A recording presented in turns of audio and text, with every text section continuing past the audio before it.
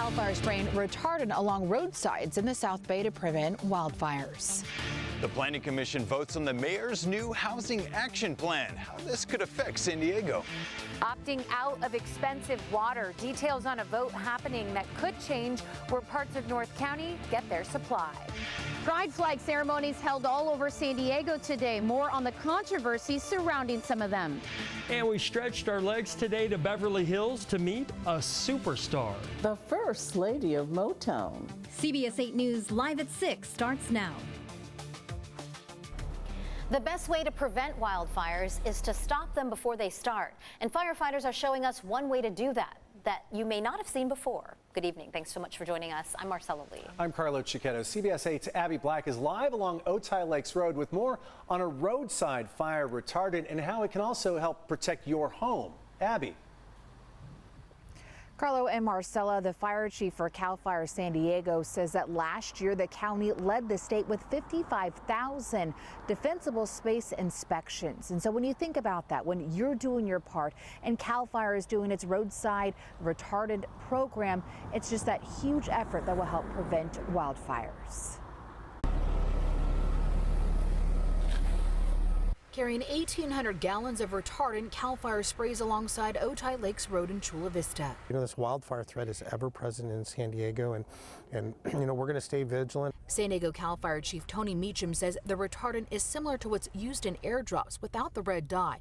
He says the salt-based solution is environmentally safe. It just gives us more tools. Environmentally sensitive areas where maybe there's a breeding or a nesting season, we might be able to, from an environmental standpoint, spray where we can't go in with chainsaws. This is the fourth year CAL FIRE has used roadside retardant along 50 miles of its 200 miles of roads for vegetation management.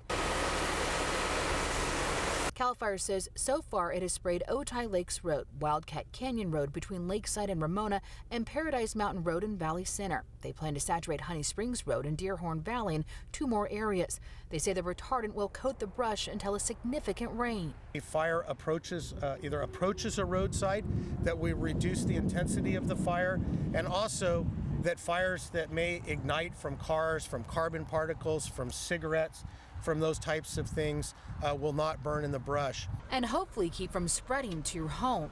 But it's essential for the residents out there that they do their part. They take care of the defensible space around their homes. The county fire department and CAL FIRE say homeowners can clear 100 feet around their home by mowing the grass, clearing the roof, gutters, and maintaining their driveway with a visible address. When you call 911 and whether it's during a wildfire or just a medical call at your house, we need to be able to find you and get to you quickly. Firefighters encourage people to work on defensible space before all that luscious green dries up.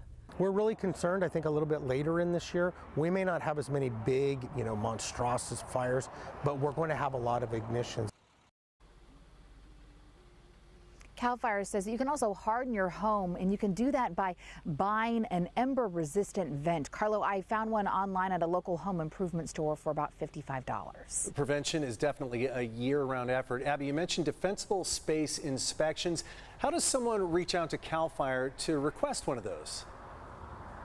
Carlo, what's great about it is that it's free. You can call CAL FIRE, or you can really call in your local fire department, and they'll come out to your home again for free and look around and see just how much defensible space that you need to create, what you've done good, and what you can improve upon. Cool tonight. We know the dry heat is coming. Abby Black reporting live for us on fire prevention efforts. Thanks, Abby. Tonight, the San Diego Planning Commission is considering whether or not to support Mayor Todd Gloria's latest housing action plan. Our Brian White has more for us from today's action. That's right. The mayor's new plan would incorporate the implementation of Senate Bill 10, which we've seen in recent months. With protests, there are plenty of critics. But on the other hand, there are many supporters. The debate over SB 10 heated up today at the Planning Commission as they decided whether or not to endorse the mayor's new housing plan. High density randomly dropped into neighborhoods, totally out of scale with the neighborhoods they'll be dropped into. About 70 people filled council chambers to give public comment, and another 30 or so called in over the phone. And while the overwhelming majority spoke out against SB 10, there were some who voiced support for it. I support and applaud the efforts by this commission and the mayor's office to bring forth much-needed housing and deliver the state's first implementation of SB 10. Opting into the state law would allow up to 10 units to be built on a single lot within a sustainable development area. Parcels would qualify if they're within a half-mile of a transit stop or on an urban infill site. What's in the urban area? If you have neighbors on either side of you and a street in front of you, you're in an urban area and you qualify for this. The biggest criticism of SB 10 by far was the fact that once you opt in, it's irreversible. Once a parcel is designated as eligible for Senate Bill 10, it can never be zoned for less density. So never.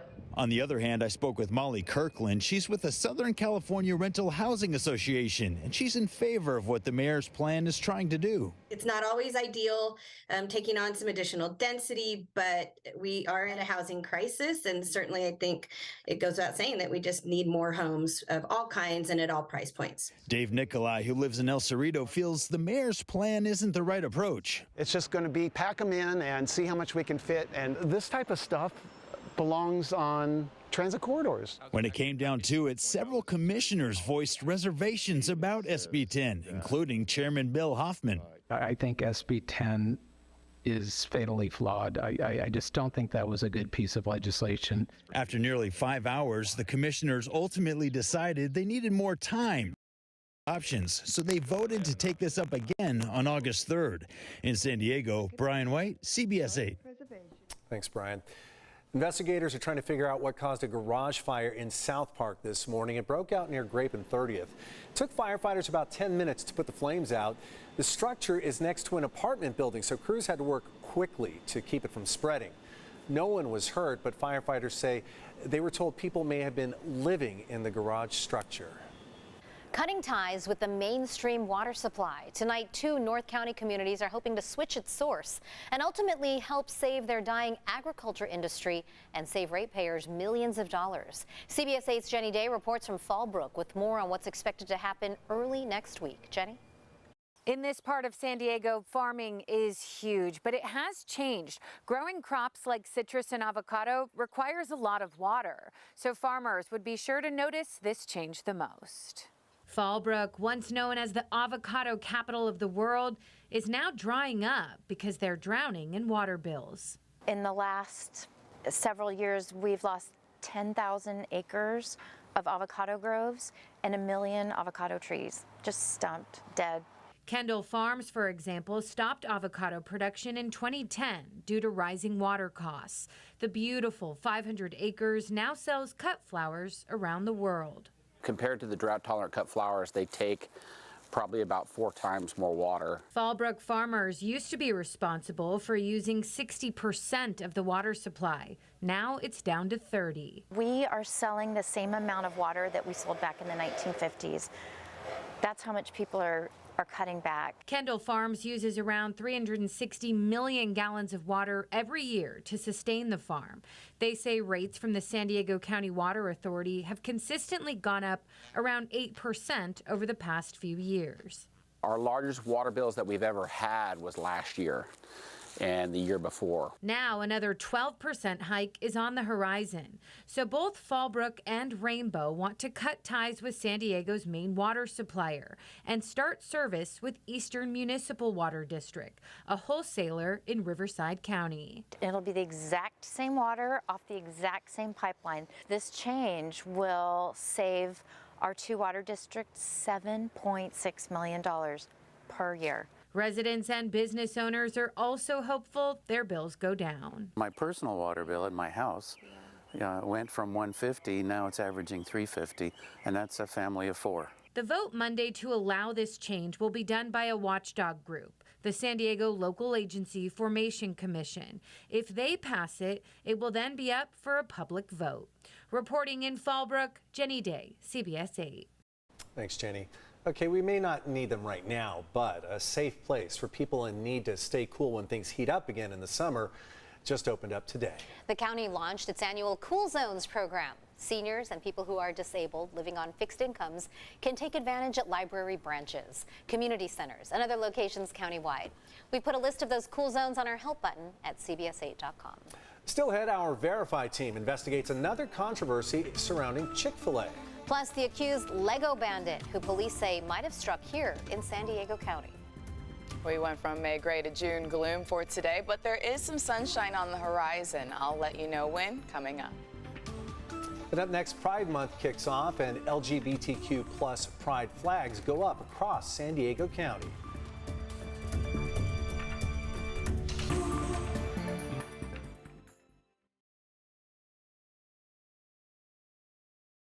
Aaron Flood. Time for a new water heater? Call Bill Howe, San Diego's most trusted plumber since 1980. So whether you are looking at a traditional tank or a tankless water heater, you know who to call. Call 1-800-BILL-HOWE. Bill Howe. Because we know how. Never underestimate the journey of a champion. Because most champions are seldom celebrated.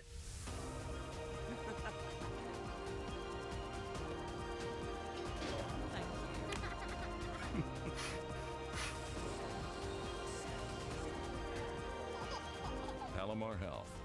Champions of healthcare. Champions for you. I struggled with CPAP every night, but now that I got the Inspire implant, it's making me think of doing other things I've been putting off. Like removing the tattoo of your first wife's name. Inspire. Learn more and view important safety information at inspiresleep.com. What a great feeling when your home is clean. At Stanley Steamer, we are the experts at getting your home really clean. Life is crazy busy. Let Stanley Steamer do the deep clean of your air ducts for cleaner air and freshly clean your carpet and furniture. Since 1947, we've been providing the best service at an affordable price. Reward yourself and family with the best, the most powerful equipment, and the best trained employees to get your home really clean. Call 1-888-STEAM-2000 or visit steamersandiego.com. Let me show you how. Come on. Just check me out. You should check me out. Come on.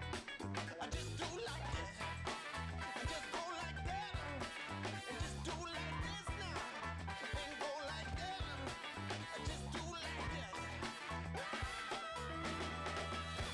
Willie Brown moved to San Diego 50 years.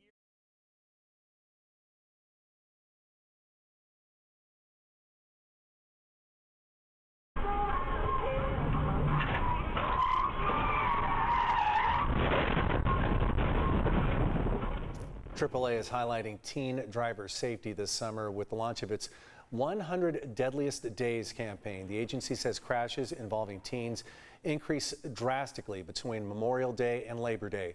AAA says the most common factors in crashes include speeding and distractions like smartphones.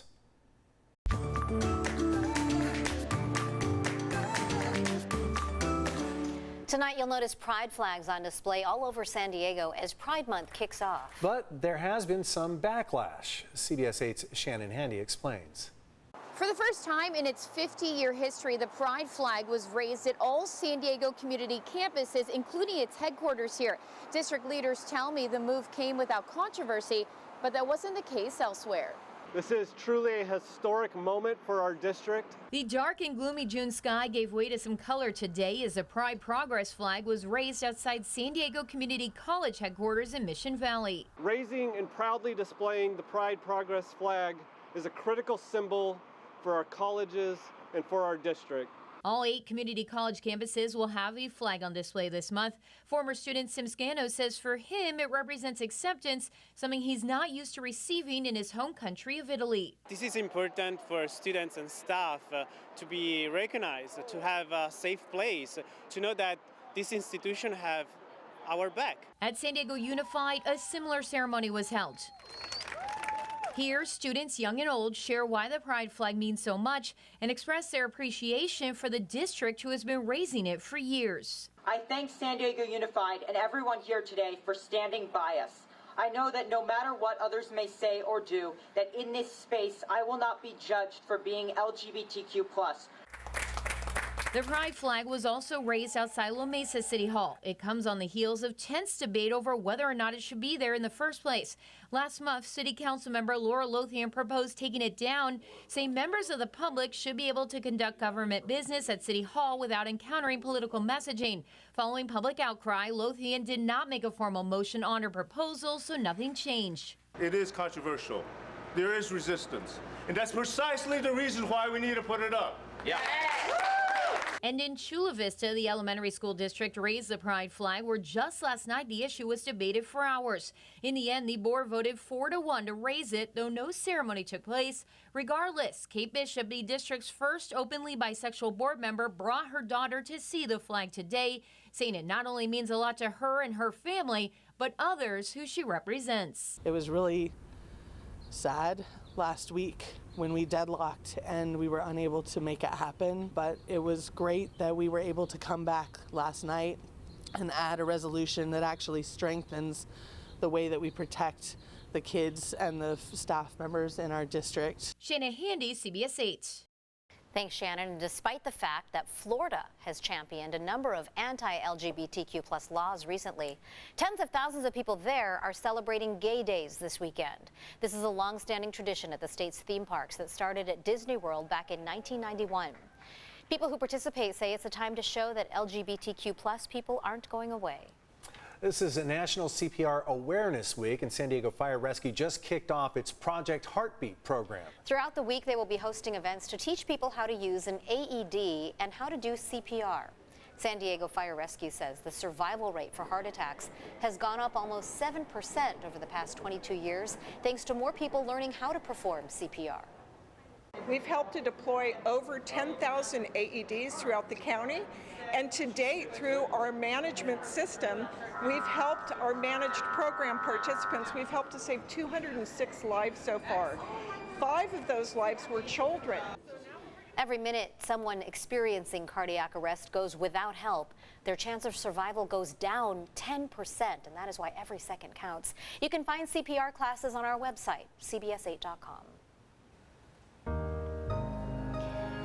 June Gloom went out to do a little beach boot camp this morning, and it was misting the whole time. Yeah, it's a deep marine layer. Got a little muddy. Ooh, a little muddy. But it felt nice out there. It's always a nice relief when you're working. But when is June Gloom going to go bye-bye? Well, here's the thing. It's not going to entirely go bye-bye, but we are looking at some sunshine by the afternoon hours by this weekend, and that will be favoring the inland areas. Some more details on that coming up. Right now, we got the cloud cover going into June, talking about the gloom, and also a lot of 60s west of the mountains. We're at 63 degrees for downtown, 62 degrees for Poway, the same for El Cajon, 61 degrees for Chula Vista, and you also have 50 degrees for Ramona. We have wind speeds that are picking up to 13 miles per hour out of the southwest. That's for Boulevard. West of the mountains, you're seeing some single digits or calm winds. We do have a gust picking up to 10 miles per hour right now for Campo, 30 miles per hour for Boulevard. Those winds do look to subside with an area of high pressure building in as we go into this weekend. But the reason we've had the stronger onshore push is because of a series of low pressure systems. We had one yesterday that was impacting basically the entire region. We even had some light shower activity, and even though there were modest totals, we broke a record, and that was the case for Ramona as well as for Escondido. And we had those cooler than usual temperatures that also broke some records. Now, as we go into the weekend, we're going to switch things up in the forecast. So this area of low pressure is sitting over northern Baja. That's the reason for the continued cloudiness. So basically going from May gray to June gloom. But you're also talking about a cool, deep marine layer, cool air that's still going to be in play. And so that's going to lead to patchy drizzle by tonight through tomorrow morning. So Marcella, if you want to go out to boot camp and you still want some drizzle, not a bad idea. And that's going to be the case by tomorrow morning. And then by the afternoon hours, a switch up in the forecast. An area of high pressure is going to move in. This will create a shallow marine layer. As a result, that will push the cloud cover along the immediate coast. So the chances of the clouds clearing along the coast this weekend are very slim. But we do see more of a clearing with forecast models across inland areas. So that's going to lead to a bump up in temperatures. You're going from the 60s back into widespread 70s before temperatures come down yet again. And that will be the case by next week with yet another area of low pressure. So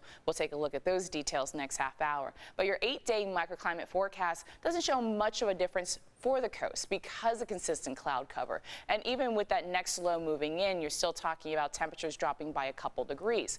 Now, the 70s are in store for the weekend across inland areas before the 60s are set to return with that area of low pressure and potentially even seeing a thunderstorm or two. So more details on that coming up next half hour. Let's go ahead and take a look at your weather quiz question for tonight. What is considered the greatest threat to life during a hurricane, which I feel is very fitting because today is also the start of the Atlantic hurricane season. So is it A, storm surge, B, tornadoes, C, hail, or D, strong wind? Remember, the greatest threat to life. Well, you can head to our website, cbs8.com/weatherquiz to make your guess. It's a new month and we got a new prize, and multiple families can win this one as well. You could win a family 4-pack of resort hopper tickets to whoa at the desk. Legoland California Resort. That includes the Sea Life Aquarium and the Legoland Water Park. 8 families, 6 last month, 8 this time, have a chance to win. This prize is sponsored by Corky's Pest Control. You get your new weather quiz question every Monday through Friday during this newscast and our 7 a.m., so good luck. And we have not forgotten about our May winners for Sesame Place. We will announce those hopefully soon, like tomorrow. All right. I love Legoland. And more prizes. Yes. I love it. And you can also win one of 20 free 4-packs to the San Diego County Fair. You have until tomorrow to sign up at cbs8.com/contests. We'll email the winners on June 5th. That's next week. Fair starts June 7th, a week from today. Is that a week from today? Is that 1 week? I feel like it's already and Wednesday. runs through the 4th of July. Oh, it's Wednesday, isn't it? I think so. And you have until tomorrow at 11:59 p.m. to enter, so get going. Get on it. So excited. Still ahead, the clock is ticking on raising the debt ceiling as we wait on the Senate to act. Up next, how volunteers and coaches at one local community center are working to keep kids safe this summer.